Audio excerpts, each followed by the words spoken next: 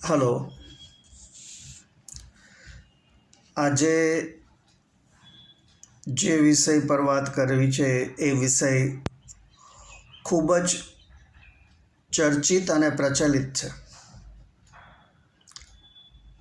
Redevelopment,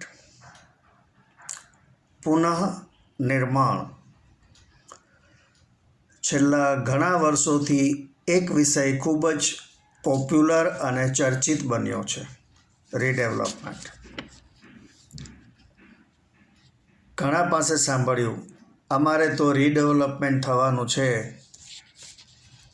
આવી વાત કરતાં લોકોની આંખમાં ચમક આવી જાય છે. તેઓ વિચારે છે કે હવે આ જૂના ખખડધજ ફ્લેટ, જેના માંડ 15 થી 20 લાખ મળે, તેમાંથી 60-70 લાખનો અદ્યતન ફ્લેટના માલિક આપણે થઈ જશું. આવા સપના ઘણા લોકો જુએ છે. સપના જોવા મફત છે, પરંતુ સાકાર કરવા એ કઠિન છે. કારણ કે બેઠા બેઠા કોળિયો મોઢામાં આવી જતો નથી. જે લોકો સપના જોવે છે તે લોકોની રીડેવલપમેન્ટની સમજ ખૂબ જ સરળ હોય છે.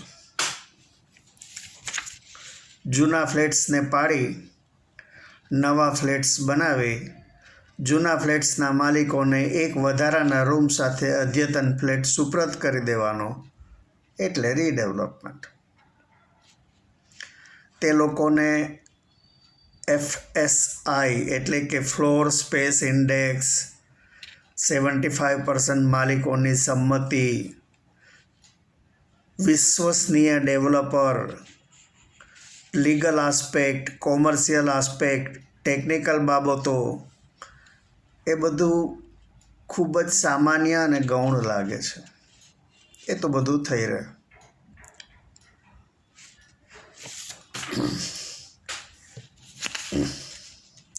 સપના જોવામાં વાસ્તવિકતાથી ખૂબ દૂર જતા ન રહેવું જોઈએ. ઘણા લોકો મહિને 1000 મેન્ટેનન્સ ભરવામાં તકલીફ અનુભવતા હોય છે.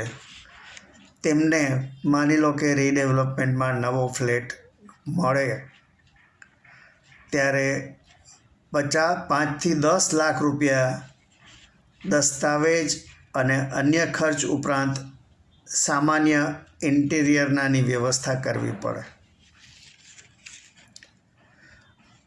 માટે આ વાતને સાવ નજરઅંદાજ કરવી ન જોઈએ. એક વખત બધાની સંમતિ પત્રકમાં અને દસ્તાવેજોમાં સહી થઈ જાય અને જો મકાનો પાડી નખાય, પછી ડેવલપર કોઈ અણધારી આફતમાં મુકાઈ જાય અને બધું સ્થગિત થઈ જાય તો શું થાય તે કલ્પના કરવી મુશ્કેલ છે. ડેવલપર સાથે ડીલ કરનાર કમિટીમાં નોલેજેબલ, કેપેબલ અને પ્રમાણિક વ્યક્તિઓ હોવી જોઈએ.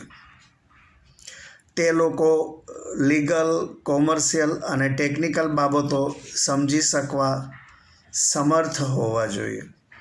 નહીં કે ડેવલપરને બોસ ગણીને હા સાહેબ એમ હાજી હા કરનારા ન હોવા જોઈએ. જ્યાં જ્યાં કહેવામાં આવે ત્યાં આંખો મીચીને સહી કરી આપનારા કમિટી મેમ્બરો સોસાયટીને મુશ્કેલીમાં મૂકી શકે છે.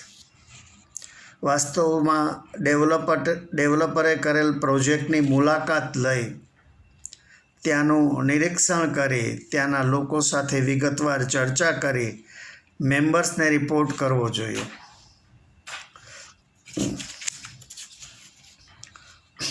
સૌથી પહેલાં તો બિલ્ડરને રીડેવલપમેન્ટ માટે ક્વોલિફાય કરવાના માપદંડ નક્કી કરવા જોઈએ. We have to pre-qualify the builders. માની લો કે તમારી સોસાયટીની કુલ કિંમત 25 કરોડ છે, તો બિલ્ડર જો ઓછામાં ઓછા 65 કરોડનો કોમ્પ્લેક્સ બનાવે તો જ કમાણી કરી શકે. અને આવા 4 થી 5 પ્રોજેક્ટ ચાલતા હોય તો જ એનો ધંધો થાય. માટે જેનું ટર્નઓવર 300 કરોડથી ઓછું હોય તેને ક્વોલિફાય ન કરાય. એને બદલે જો આપણે 20-25 કરોડના ટર્નઓવરવાળા સાથે વાતો કરીને સમય પસાર કરતા હોઈએ તો એનો કોઈ અર્થ નથી. મોટે ભાગે જ્યાં જ્યાં રીડેવલપમેન્ટની વાતો થાય છે ત્યાં મેમ્બર્સનું સંમતિપત્રક મેળવવાનું પહેલું પગથિયું ચડવામાં આવતું નથી. એ તો થઈ રહેશે. ખરેખર તો એ સૌથી પહેલું પગથિયું છે. દરેક મેમ્બરને સંમતિ મેળવી લો, એ લોકોના એક્સપેક્ટેશન શું છે જાણી લો, પછી જ રીડેવલપમેન્ટનું આલ્ફાબેટ ભણવા જોઈએ. બાકી મને લાગે છે કે વાતો કરી આનંદ લેવાનું આપણને વધારે ગમે છે. આશા રાખું છું મારી આ ટૂંકી વાત આપને ગમી હશે અને મારા વિડીયોને લાઈક કરજો, આપના ગ્રુપમાં શેર કરજો અને મારી ચેનલને સબસ્ક્રાઈબ કરજો. આભાર. આવજો.